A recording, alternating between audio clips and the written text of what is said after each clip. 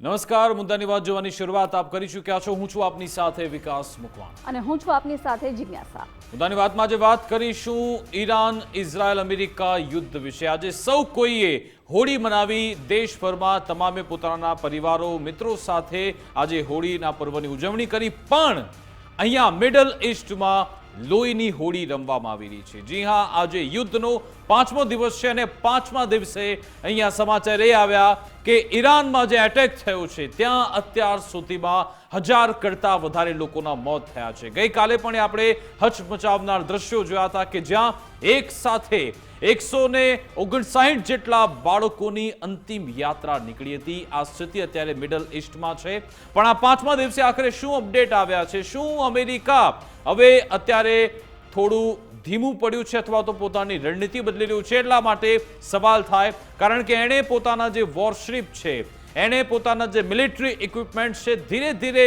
પાછળ લેવાની શરૂઆત કરી છે। સમાચાર આપણે ગઈકાલે જોયા હતા કે યુએઈમાંથી જે યુએઈ એરબેઝ છે ત્યાં અમેરિકાએ પોતાના સૈનિકો હટાવી દીધા છે। સાથે સાથે જેટલા પણ યુદ્ધપોત એમણે જે પેસિફિક ઓશિયનમાં મૂક્યા હતા ત્યાંથી હવે પરત એમણે લીધા છે। અરબ સાગરમાં હતા ત્યાંથી એમણે પરત લઈ લીધા છે, એ પણ સમાચાર છે। બીજી સૌથી મહત્વની બાબત, ગઈકાલે જે ડોનાલ્ડ ટ્રમ્પે પ્રેસ કોન્ફરન્સ કરી હતી એમાંથી ડોનાલ્ડ ટ્રમ્પે કહ્યું કે અમે ઈરાનમાં જે વિદ્રોહી રહેલા છે એને અમે સપોર્ટ કરીશું। એનો મતલબ એમ કે અમેરિકા હવે અહીંયા પોતાના સૈનિકો મોકલવા નથી માંગતો। આખરે કેમ એને પોતાને આ રીતની રણનીતિ બદલવી પડી? કારણ કે જે અમેરિકા કહેતું હતું કે 24 થી 48 કલાકમાં ખાત્મો થઈ જશે, એનો ઉકેલ આવી જશે, પણ હજુ પણ અહીંયા અમેરિકા ઘૂસી શકતું નથી। 5મા દિવસે પણ સમાચાર એ છે કે ઈરાને પોતાના નવા સુપ્રીમ લીડર નિયુક્ત કરી લીધા છે અને એ છે ખેમેનીના પુત્ર, જેને જવાબદારી સોંપવામાં આવી શકે છે। સાથે સાથે દાવો એ પણ થઈ રહ્યો છે કે સ્ટ્રેટ ઓફ હોર્મુઝ એને પણ ઈરાન જોરદાર ટાર્ગેટ કરી રહ્યું છે અને આજે સમાચાર એ પણ આવ્યા, ઘણા બધા ઓઇલ ટેન્કરને નિશાને લેવામાં આવ્યા છે। બીજી સૌથી મહત્વની બાબત, શું ન્યુક્લિયર એટેકની તૈયારી થઈ રહી છે? જી હા, આજે મધરાત્રે અમેરિકા એક બોમ્બનું ટેસ્ટિંગ કરવા જઈ રહી છે। ન્યુક્લિયર વોરહેડ પણ તે હોઈ શકે છે, એટલે કે શું એક ન્યુક્લિયર પેરિફેરીમાં આપણે પહોંચી રહ્યા છે? એ પણ એક મોટો સવાલ છે। ઘણા બધા આમાં સમીકરણ ચાલી રહ્યા છે, બધાને સમજવાનો પ્રયત્ન કરીશું। ત્રણેય દેશ એકબીજા પર હુમલો કરી રહ્યા છે અને આમ તો ઈરાન અત્યાર સુધીમાં 16 કરતાં વધારે દેશ પર હુમલો કરી ચૂક્યું છે, પણ આ યુદ્ધ ઓર વધુ આક્રમક, ઓર વધુ અત્યારે એગ્રેશનમાં આગળ વધી રહ્યું છે એવું લાગી રહ્યું છે। બિલકુલ, અને આ યુદ્ધ હજુ 4 થી 5 અઠવાડિયા ચાલશે એવું ટ્રમ્પ તરફથી પહેલા જ કહેવામાં આવી રહ્યું છે, પરંતુ જે પ્રકારે પરિસ્થિતિ આપણે અત્યારે જોઈ રહ્યા છીએ, કારણ કે ઈરાનમાં છેલ્લા 5 દિવસમાં આજે યુદ્ધનો 5મો દિવસ છે ને 1000થી વધારે લોકોએ જીવ ગુમાવી દીધા છે અને બંને તરફથી હુમલાઓ છે સતત ચાલુ છે। મિસાઇલ અને ડ્રોન દ્વારા સતત હુમલા કરવામાં આવી રહ્યા છે। ત્યારે સૌથી પહેલા તો એ જાણી લઈએ કે આજે યુદ્ધનો 5મો દિવસ છે ને 1000થી વધારે લોકોએ જીવ ગુમાવ્યા છે, અનેક લોકો છે ઇજાગ્રસ્ત થયા છે। ઈરાનની જનતા છે અત્યારે કઠિન પરિસ્થિતિમાંથી પસાર થઈ રહી છે। અમેરિકા અને ઇઝરાયલે અત્યાર સુધી 1000થી વધારે ઠેકાણાઓ પર ઈરાનમાં હુમલો કર્યો છે, તો ઈરાન તરફથી પણ જે ગલ્ફ કન્ટ્રીઝ છે અલગ અલગ ત્યાં હુમલાઓ કરવામાં આવી રહ્યા છે। છેલ્લા 30 કલાકમાં 2000થી વધારે બોમ્બ ફેંકવામાં આવ્યા છે। 28 ફેબ્રુઆરીએ શરૂ થયેલો જંગ આજે પણ યથાવત જોવા મળી રહ્યો છે અને આ યુદ્ધ છે હજુ પણ વિપરીત પરિસ્થિતિમાં જાય તો હજુ કઠિન પરિસ્થિતિનું નિર્માણ થઈ શકે છે। અને ખાસ તો જે પ્રકારે અમેરિકા તરફથી આજે એવું પણ દાવો કરવામાં આવ્યું કે ઈરાનનું એક જહાજ છે તેને તોડી પાડવામાં આવ્યું છે શ્રીલંકા પાસે, અને ત્યાં 180થી વધારે ક્રૂ આમાં સવાર હતા જહાજમાં, એમાંથી 100 લોકો તો હજુ સુધી ગુમ છે, જેમનો કોઈ પત્તો હજુ સુધી નથી મળ્યો, અને 80થી વધારે લોકો આ જે જહાજમાં સવાર હતા એ ગંભીર રીતે ઇજાગ્રસ્ત થતા એમને તાત્કાલિક સારવાર માટે ખસેડવામાં આવ્યા છે। પરંતુ શું આ પરિસ્થિતિ જે ઊભી થઈ છે એ ત્રીજા વિશ્વ યુદ્ધનો સંકેત આપી રહી છે? એ સૌથી મોટો સવાલ અત્યારે ઊભો થઈ રહ્યો છે, કારણ કે એક તરફ ઈરાન છે કહી રહ્યું છે કે અમે જબરજસ્ત વળતો પ્રહાર કરીશું, કારણ કે સમાધાન માટે ટેબલ પર બેસવાની વાતચીત માટેની કોઈ જ પ્રકારના સંકેતો કે શક્યતા ના ઈરાન તરફથી અત્યારે દેખાઈ રહ્યા છે, અને ઇઝરાયલ અને અમેરિકા પણ રોકાવા માટે તૈયાર નથી। એટલે સ્વાભાવિક જે પ્રકારે સ્ટ્રેટ ઓફ હોર્મુઝનું બંધ થવું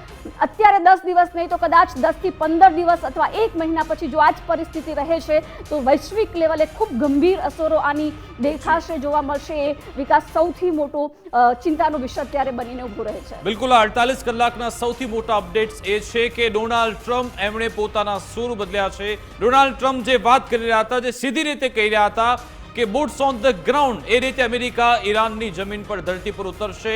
પણ ગઈકાલે પ્રેસ કોન્ફરન્સમાં એમણે ખુલાસો કર્યો. એમણે કહ્યું કે અમે હવે ઈરાનના જે વિદ્રોહીઓ છે એમને સીધો જ સહયોગ કરીશું, એમને અમે મજબૂત કરીશું.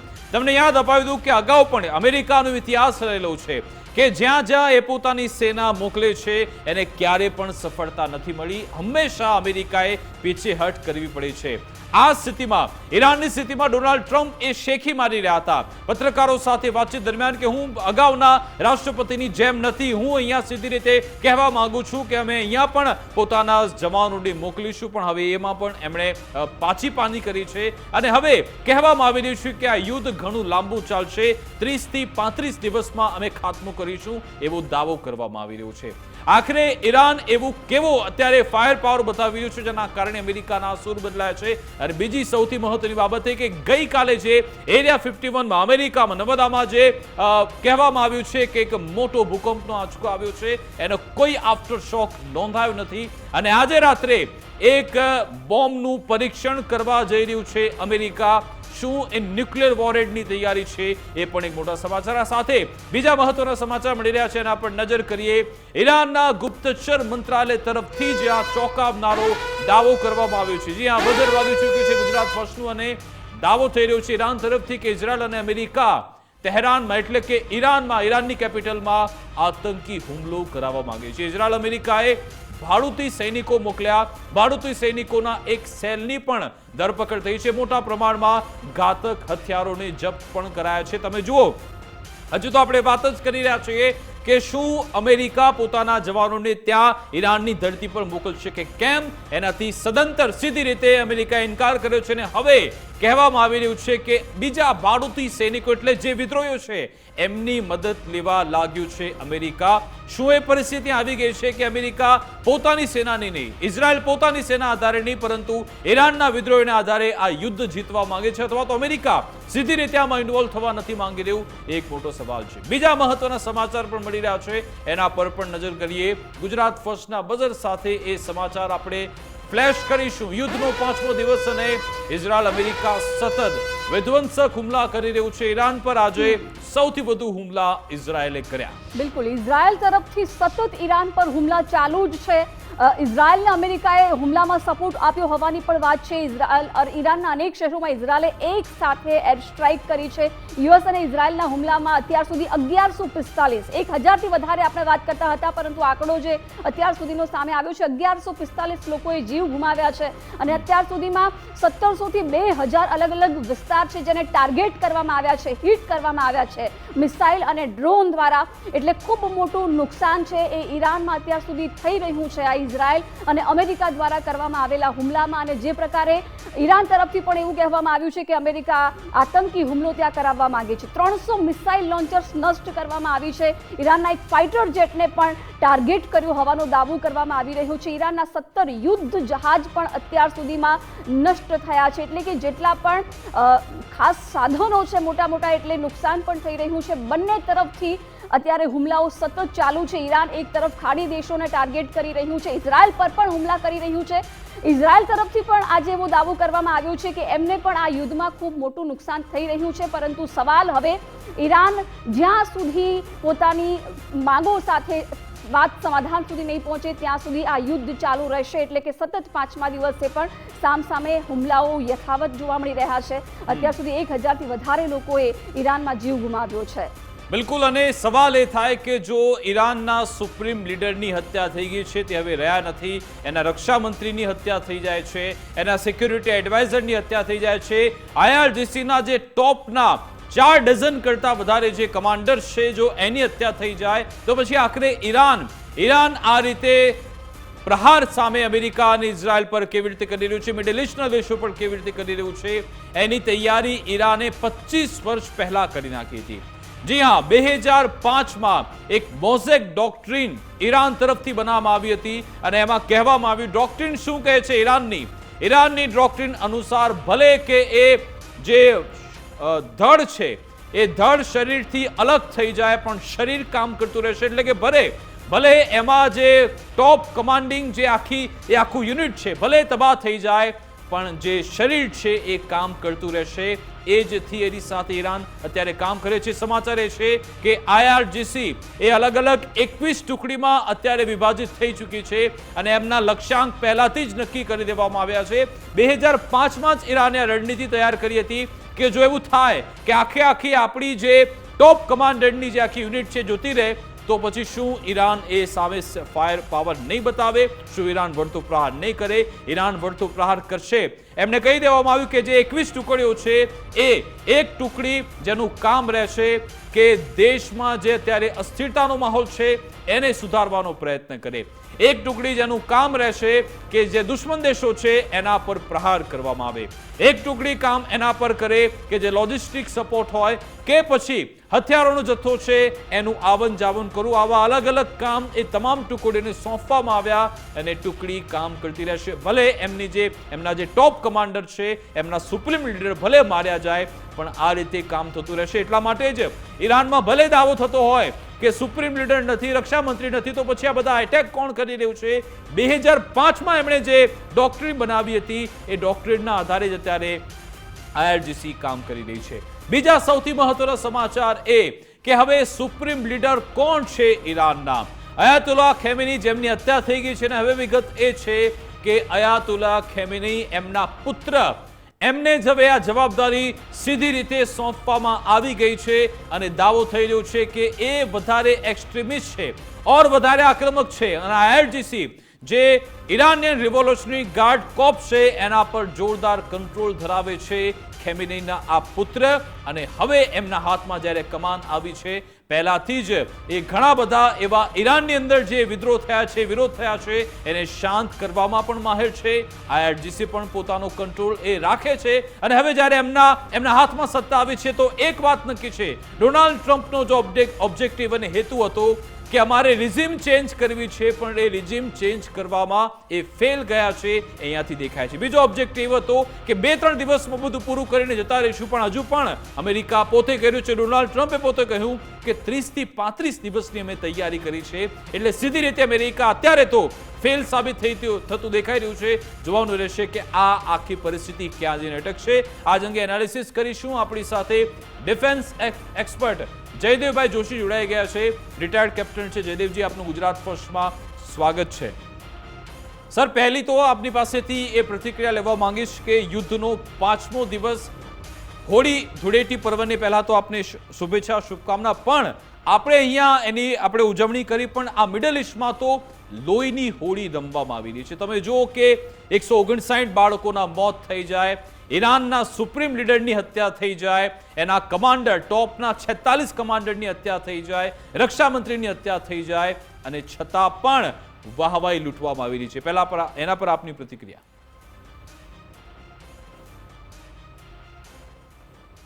જી, ચોક્કસપણે આપને પણ વિકાસજી અને આપણી ચેનલના સર્વે દર્શકોને આપે કહ્યું તે રીતે ધૂળેટીની ખૂબ ખૂબ શુભકામનાઓ. અને આ રંગોનો તહેવાર બધાના જીવનમાં રંગ લાવે અને આ કાળા વાદળો જે યુદ્ધના છે એ જલ્દી છટે એવી પ્રાર્થના. પણ એવું અત્યારે દેખાઈ નથી રહ્યું. આ 5મો દિવસ છે લડાઈનો, પણ હું બહુ જ કોન્ફિડન્ટલી, અને આપણે આપણી ચેનલમાં તો વિકાસજી ખૂબ સમયથી વાત કરતા રહ્યા છીએ અને ઇઝરાયલ હમાસની લડાઈ જે રાતથી શરૂ થઈ ત્યારથી વાત કરતા રહ્યા છીએ એ રીતે હવેની કોઈ પણ એ લડાઈ ડિસાઇસિવલી અમુક દિવસોમાં જ પૂરી થઈ જશે તેવું નહીં થાય. ઇઝરાયલ હમાસમાં આપણે ઘણા નજીક હતા, આખી દુનિયા એ માનવામાં કે અમુક દિવસો કે અમુક અઠવાડિયાઓની લડાઈ છે, પણ એ હમસ હતું, એ એક નાનું આતંકી સંગઠન હતું. આજે પણ આપ જુઓ વિકાસજી, એ નાનો એવો પેલેસ્ટીનનો ભાગ, ત્યાં ઇઝરાયલ સંપૂર્ણ આધિપત્ય કરી શક્યું નથી. તો કઈ રીતે માની લેવું કે ઈરાન ઉપર એ આ રીતે સંપૂર્ણ આધિપત્ય અથવા સત્તા પલટો કરી શકશે? લડાઈ ખૂબ ખૂંખાર થઈ રહી છે, હિંસક થઈ રહી છે, એની ચર્ચામાં આપણે વિકાસજી પછી જઈએ. પણ અત્યારે ખાલી એટલું કહીને સમાપ્ત કરું કે લડાઈ ખૂંખાર હિંસક તો થાય જ છે, વ્યાપ પણ વધે છે, શ્રીલંકાના કાંઠે પણ કંઈક થાય છે. આ બધું જવા દો, ઈરાનમાં કંઈક એવું બને અને આ લડાઈ જલ્દી પતે તો શું? IRGCમાં ફૂટ પડે, એમાં બળવો થાય, એ લોકો શરણાગતિ સ્વીકારે. આ 3માંનું કંઈ થયું નથી. કોઈ વિરોધી ચહેરો એવડો મોટો આવે કે જેને ટ્રમ્પ ઘોષિત કરે, એવું થયું નથી. ત્યાં કોઈ એવો મોટો એન્ટી ખુમેની પોલિટિકલ પાર્ટીનો કે એવો કોઈ પોલિટિકલ ચહેરો નથી કે જેને ટ્રમ્પ પપેટ તરીકે કઠપુતલી તરીકે બેસાડી શકે. તો આ બધું જો નથી થતું અને આ ત્રીજા ચોથા દિવસે થોડાક અંશે લેબનનમાં સૈન્ય ઇઝરાયેલે મોકલ્યું છે, ત્યાંથી ઈરાન ખૂબ દૂર છે, એટલે ઈરાનમાં મિસાઇલો કદાચ જાય, ફાઇટર એરક્રાફ્ટ કદાચ જાય, પણ boots on foot, boots on ground એટલે કે જમીન ઉપર સૈનિકો હજી જાય એવી કોઈ શક્યતા નથી. તો અમુક અઠવાડિયાઓ તો આ લડાઈ આ જ રીતે હિંસક રીતે ચાલુ રહેશે એવું અસેસમેન્ટ. બિલકુલ સર, તમે કહ્યું કે બૂટ ઓન ધ ગ્રાઉન્ડ એટલે કે સીધી રીતે અમેરિકાના સૈનિકો ઈરાન પર ઉતરે એની શક્યતાને લઈ એક મોટા સમાચાર એ છે, ગઈકાલે ડોનાલ્ડ ટ્રમ્પે સ્પષ્ટ કરી નાખ્યું, એમણે એ રીતે કીધું કે અમે ઈરાનના જે વિદ્રોહીઓ છે એને સીધી રીતે સમર્થન આપીશું, કારણ કે અમેરિકા પણ પોતાનો ઇતિહાસ જાણે છે કે જ્યારે જ્યારે પોતાના સૈનિકો અન્ય દેશમાં મોકલે છે એમણે પોતે પાછી પાની કરવી પડે છે, મોની ખાવી પડે છે. એ પછી ઈરાકનું ઉદાહરણ હોય કે પછી લિબિયાનું કે પછી અફઘાનિસ્તાનનું.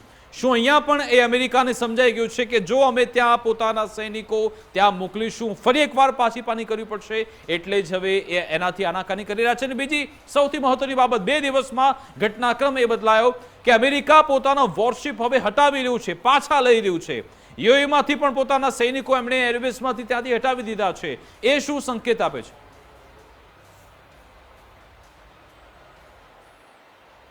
ખૂબ સરસ પ્રશ્ન વિકાસજી આપે પૂછ્યો છે કે કેટલી જગ્યાએથી યુએસએ પોતાના શિપ્સને પાછા ખેંચીને પરત બોલાવી રહ્યું છે. ઇનફેક્ટ જે નથી બહાર આવ્યું એ શું હોઈ શકે અને અત્યારે બહાર નથી આવ્યું. આવનારા દિવસોમાં ચોક્કસપણે વિકાસજી એ વાત બહાર આવશે કે યુએઈ કે જ્યાંથી એ શિપ પાછા ખેંચે અથવા બીજી કોઈ જગ્યાએથી શિપ પાછા ખેંચે, જે તે રાષ્ટ્રએ અમેરિકાને આ જગ્યા આપી હોય, આ થાણું આપ્યું હોય, એર સ્પેસ કે એમના બંદરગાહ વાપરવા આપ્યા હોય, એ દેશોને એવું લાગ્યું છે કે અમેરિકાનું સૈન્ય અહીંયા હતું તો એનાથી અમને શું ફાયદો થતો હતો, એના સાપેક્ષમાં અમેરિકાના સૈન્યના થાણા અહીંયા હોવાથી નુકસાન શું થયું, તો એ નુકસાનનું લિસ્ટ વધારે લાંબુ છે. એટલે બંધ બારણે આ રાષ્ટ્રોએ અમેરિકાને કીધું હોય કે થેન્ક યુ, પણ આપની લડાઈ આપની રીતે અમારા દરિયાકાંઠાથી કે અમારી જમીનની સરહદથી દૂર લડો, એવું ચોક્કસપણે હોય હશે. કઈ રીતે એને આપણે પુરવાર કરી શકીએ ભવિષ્યમાં ચોક્કસપણે, પણ અત્યારે એ લીડઅપ એનો શું, ઇંગ્લેન્ડે, યુનાઇટેડ કિંગડમે પોતાની જગ્યા વાપરવા માટે પોતાના એરફોર્સ સ્ટેશન્સને વાપરવા માટે આવ્યું છે અને જે બધી જગ્યાએ ચાલે છે. બીબીસી, તેનું આધિકારિક બીબીસી એમ કહે છે કે બહુ કેરફુલી વર્ડ કરેલું સ્ટેટમેન્ટ છે. શું કે અમારી જમીન ઉપરથી અમેરિકા પ્લેન ઉડાડી શકશે, ઈરાનમાં એના કમાન્ડ એન્ડ કંટ્રોલ અને સૈન્યના થાણાને જ ખતમ કરવા માટે અને કોઈ પણ નાગરિકોની જાન ખુવારી ન થાય તેનું ધ્યાન રાખતા એટલે ધ શિફ્ટ આપ જુઓ વિકાસજી, એક સમયના સંપૂર્ણ આધિપત્ય ધરાવનાર અમેરિકા, જગત જમાદાર અમેરિકાને આવી શરતો પહેલા કોઈ મૂકતું નહીં. હવે આવી શરતો મુકાઈ છે, અમેરિકાએ જોયું છે અને ઈરાને કદાચ ભલે બહુ ટૂંકા સમય માટે હશે, એ જે આ ધૂમ ધડાકા બધી જગ્યાએ કરી રહ્યું છે, કદાચ ક્યારેક ને ક્યારેક ઈરાન હારશે, પણ ત્યાં સુધી જે એગ્રેસિવ સ્ટેપ લઈ રહ્યું છે અને એના કારણે આ વ્યાપ આખો વધી રહ્યો છે અને અમેરિકાના મિત્ર રાષ્ટ્રોને તકલીફ પડી રહી છે. એટલે અમેરિકાએ એકાદ પગલું પાછળ હટવું પડે તો એ હટશે. બિલકુલ, એટલે જયદેવજી તમે કહી રહ્યા છો કે ઈરાન અત્યારે તો સમાધાન કે વાતચીતના કોઈ મૂડમાં નથી, અગ્રેસિવ છે, પણ ક્યારેક ને ક્યારેક થાકશે. જેમ ટ્રમ્પે કહ્યું કે 4 થી 5 અઠવાડિયા, આપણે કેટલો સમય જોઈ રહ્યા છીએ આ યુદ્ધને લઈને? સીધી રીતે આ ઇઝરાયલ, અમેરિકા અને ઈરાનનું જ યુદ્ધ બનીને રહેશે કે પછી ચીન કે રશિયા પણ કદાચ ઈરાનના સમર્થનમાં આવે, બીજા કોઈ દેશોનું ઇન્વોલ્વમેન્ટ આમાં થાય એવી કોઈ શક્યતા હાલના તબક્કે? જો અત્યારે એક તરફ અમેરિકા અને ઇઝરાયલ તો જોડાઈ ગયું છે. હવે આવા યુરોપીય રાષ્ટ્રો જે રીતે ગઈકાલે કે પરમ દિવસની વહેલી પરોઢ અને ગઈકાલ રાત કે એ રીતે જર્મન ચાન્સલર એટલે જર્મનીના ચાન્સલર મર્ઝ ત્યાં ગયા અને એમણે વ્હાઇટ હાઉસની ઓવલ ઓફિસમાંથી જે પ્રેસ કોન્ફરન્સ કરી અને એમાં સાથે રહેવાની તૈયારી દેખાડી છે. તો લોજિસ્ટિક સપોર્ટમાં તો અમેરિકા વત્તા ઇઝરાયલ વત્તા કેટલાય યુરોપીય દેશો ઓલરેડી થઈ ગયું છે. હવે વાત રહી ઈરાન તરફી. ઈરાન તરફી વાતમાં આપે રશિયા, ચાઇના કે કોઈની વાત કરી, તો એમાં પ્રોબેબલ્સ કોણ કોણ? રશિયા, ચાઇના ચોક્કસપણે. એક સમયે યુક્રેન સામે લડવા રશિયાની જમીન ઉપર સૈનિકો મોકલ્યા હતા ઉત્તર કોરિયાએ, સરમુખ હથિયાર એવું ઉત્તર કોરિયા, તો એ લોકો પણ સામેલ થઈ શકે. તર્કીએ કદાચ હું ક્યાંક શક્યતા જોઉં છું, કારણ કે એમને ઇસ્લામિક વર્લ્ડની લીડરશિપ લેવામાં તર્કીને ઘણી બધી ઉતાવળ હોય છે અને આઈડિયોલોજીકલી ઈરાન સાથે પોતાની જાતને ઘણું રિલેટ કરે છે. પણ આ ક્યારે બનશે? જો ગ્લોબલ નરેટિવ ઈરાન એવો સ્થાપી શકે કે નિર્દોષ નાગરિકો ખતમ થાય છે, એક. બીજું, ઈરાની લોકો એમ કહે કે અમારા ઉપર આ થઈ રહ્યું છે, ખોટું થઈ રહ્યું છે, આ બંધ કરો. અને ત્રીજું, વૈશ્વિક અસરો એવી પડે કે અમેરિકા ખરાબ ચિતરાય, બહુ ચાલાક છે રશિયા અને ચાઇના, આવા ત્રણેક નેરેટિવ વિશ્વમાં સ્થાપિત થઈ જશે અને પછી એમ લાગશે કે હવે મદદ કરવાની જરૂર છે, હવે ઈરાનને લોકો સારી નજરથી જોવે છે, ત્યારે પોતાનો સ્વાર્થ સાધીને અને સાધતા ઈરાન અને રશિયા કદાચ જોડાશે. બિલકુલ. અને ગઈકાલે જે સમાચાર સૌ કોઈ જોયા હતા કે અમેરિકાના એરિયા 51માં નવાદામાં ત્યાં એક ભૂકંપનો આંચકો આવ્યો છે અને એને કહેવાય રહ્યું છે કે એના પછી કોઈ આફ્ટર શોક પણ નથી આવ્યો, અને દાવો થયો હતો કારણ કે ત્યાં ન્યુક્લિયર સાઇટ છે ને ત્યાં પરીક્ષણ કરવામાં આવ્યું, એવા ઘણા બધા દાવા થયા. આ બધાની વચ્ચે આજે અમેરિકા મિનિટમેન 3 મિસાઇલ ટેસ્ટિંગ કરવા જઈ રહ્યું છે. આમ તો એ મિસાઇલનો બીજો પણ ઉપયોગ થઈ શકે, પરંતુ ન્યુક્લિયર વોરેડનો પણ તેનાથી ઉપયોગ થઈ શકે છે. શું અમેરિકા એ ન્યુક્લિયર હથિયારની તૈયારી કરી રહ્યું છે અથવા તો ફક્ત ને ફક્ત મસલ ફ્લેક્સિંગ છે? આપને શું લાગે છે?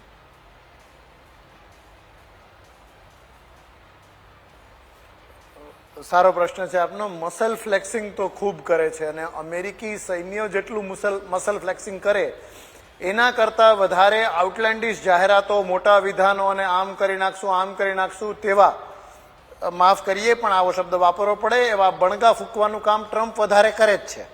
પણ હું જે કોઈ પણ સૈન્ય, કોઈ પણ ડિસિપ્લિન્ડ અને કોઈ પણ રાષ્ટ્રના સૈન્યને જો હું ઓળખું છું, અત્યારની આ સ્થિતિને ધ્યાને લેતા મિડલ ઇસ્ટનું દરેક રાષ્ટ્ર અને મોટી સૈન્યવી એવી દરેક સરકાર અત્યારે પોતાના સૈન્યને સાબદું રહેવાનું, વધારે પ્રચુર રીતે ટ્રેનિંગ કરવાનું એ કામ ઓલરેડી સોંપી ચૂકી હશે. પરીક્ષણો થયા હોય, એમ્યુનિશનનો સ્ટોક કેટલો છે એના પરીક્ષણો અને એનું સ્ટોક ટેકિંગ ચોક્કસ થયું હોય, એની તૈયારી ચોક્કસ રહેશે અને વધારે ને વધારે વધતું પણ રહેશે.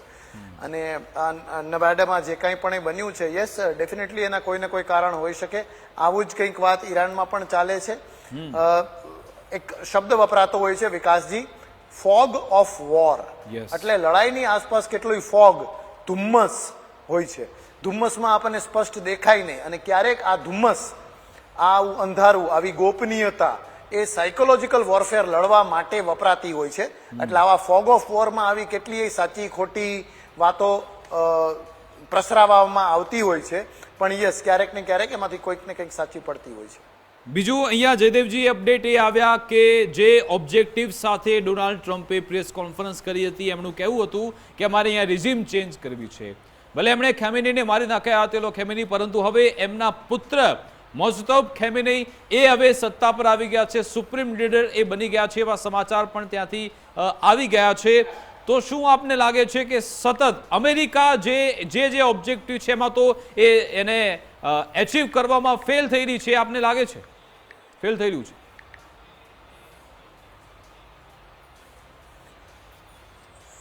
જે રીતે જાહેરાતો થઈ હતી એમાં યસ સ્પષ્ટપણે ફેલ થઈ રહ્યું છે. આવનારા અઠવાડિયાઓમાં જોવામાં આવશે કે જે આપણે મેં પહેલા પ્રશ્નના જવાબમાં જે વાત કરી વિકાસજીએ, કે ઈરાનિયન રિપબ્લિક ગાર્ડ કોર એ લોકો સંપૂર્ણ શરણાગતિ સ્વીકારે છે કે કેમ, એ લોકોમાં કોઈ ફૂટ પડે છે અને એ બળવો કરે અને કોઈ એમનો કઠપુતલી નેતા બને છે કે કેમ, અથવા કોઈ વિરોધકર્તાઓમાંથી કોઈને ટ્રમ્પ બેસાડી શકે છે કે કેમ, જેવું એક સમયે અફઘાનિસ્તાનમાં હામિદ કરઝાઈને બેસાડવામાં આવ્યા હતા. જો આ ટૂંકા ગાળામાં ના થાય, એટલે જે ટ્રમ્પ પોતે કહે છે અમુક અઠવાડિયાની વાત કરે છે, એ અમુક અઠવાડિયામાં જો ના થાય તો જેમ ઘણી બધી વખત ભૂતકાળમાં, તાજેતર ભૂતકાળમાં થયું છે તેમ ટ્રમ્પે બોલેલું કારગર ન નીવડ્યું તેવું કહી શકાય. બિલકુલ અંતિમ પ્રશ્ન, કારણ કે જે હમણાં ન્યુક્લિયર હથિયારની વાત થઈ, દાવો થઈ રહ્યો છે કે ઈરાન પોતાનું જે જી. 60% યુરેનિયમ એનરિચમેન્ટ છે એ કરી ચૂક્યું છે. અને એક વિગત એવી પણ છે કે જ્યારે હિરોશિમા નાગાસાકી પર એટેક થયો હતો એ વખતે તો ફક્ત 45% જ યુરેનિયમ એનરિચમેન્ટ હતું. તો શું ઈરાન એ પરિસ્થિતિમાં છે કે એ પોતાનું એવું પરમાણુ હથિયાર બનાવી શકે છે? એની સામે એક સત્તાવાર સમાચાર એ પણ આવ્યા. યુએનના જે ન્યુક્લિયર એજન્સીના ચીફ છે ગ્રોસી, એમણે કહ્યું કે ઈરાનમાં કોઈ અમને એવી સ્થિતિ જોવા નથી મળી કે એમણે એવો પ્રોગ્રામ તૈયાર કર્યો હોય કે એમણે એ માટેની કોઈ તૈયારી પણ કરી હોય.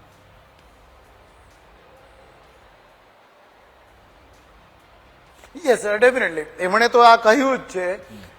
અને એથી વધારામાં પેન્ટેગોન અમેરિકાનું એણે પણ કહ્યું હતું કે કઈ નજીકના ભવિષ્યમાં ઈરાન ઇઝરાયલ ઉપર હુમલો કરવાનું હતું તેવી કોઈ માહિતી કે એવી કોઈ સૂચના કે એવો કોઈ અંદેશો પણ હતો નહીં. સો એ વાત લગભગ સ્પષ્ટ છે કે ઈરાન ટૂંકા ગાળામાં આવું કંઈ કરવાનું નહોતું. જેમ એ લોકો કહે છે, ટ્રમ્પે પણ કહ્યું કે અમુક અઠવાડિયા કે એકાદ મહિનો જ દૂર હતા એ પરમાણુ હથિયારને પહોંચી વળવાથી. તો એ વાત ખાલી વોર મોંગરિંગ છે અને ઉદ્માન ઉભો કરવા માટે અને પોતાના હમલાને ન્યાયિક ઠેરવવા માટેની વાત છે. નહીં તો એક આખો દશકો લગભગ હતો, એક દશકાથી તો આ વાત ચાલે છે. પૂરતો સમય હતો ઈરાન પાસે.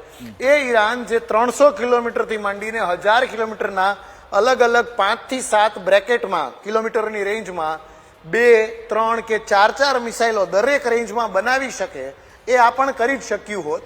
એટલે ઈરાન અને ન્યુક્લિયર વેપનનું હાથવેતમાં હોવું એ વાત તો લગભગ ખોટી પુરવાર થઈ ગઈ છે વિકાસથી. ઓકે, બિલકુલ આભાર સર, અમારી સાથે જોડાયા, વાતચીત કરી, ખૂબ ખૂબ આભાર. સમયના અભાવે ચર્ચા પર આપણે પૂર્ણ વિરામ મૂકીએ છીએ. તો આ મિડલ ઈસ્ટમાં આ મહાયુદ્ધ કે જેના 5મા દિવસે પણ જોરદાર ઘમાસાણ મચ્યો અને હવે જેવો ચોથો 5મો દિવસ આવ્યો, પરમાણુ હથિયારની પણ વાતચીત થવા જઈ રહી છે. અમેરિકાનું આગળનું પગલું શું રહેશે? શું ઈરાન ઇઝરાયલ આ બંને વચ્ચે કોઈ શાંતિ સ્થપાશે કે કેમ? શું કોઈ અન્ય દેશ આમાં શાંતિ સ્થાપવા માટે આગળ આવશે કે કેમ? એના પર પણ નજર છે. અત્યારે ઈરાન બેકાબુ થઈ ચૂક્યું છે. એ પોતાના પરમાણુ હથિયાર માટે પણ કોઈ તૈયારી કરતું હોય તેવો પણ ઘણો બધો દાવો થઈ રહ્યો છે. જોવાનું રહેશે કે હવે આ આખા યુદ્ધમાં કયો ટ્વિસ્ટ એન્ડ ટર્ન આવે છે, એના પર નજર રહેશે. અમારી વિશેષ રજૂઆત અંતર્ગત બસ આટલું જ. આપ જોતા રહો ગુજરાત ફર્સ્ટ ન્યૂઝ. નમસ્કાર.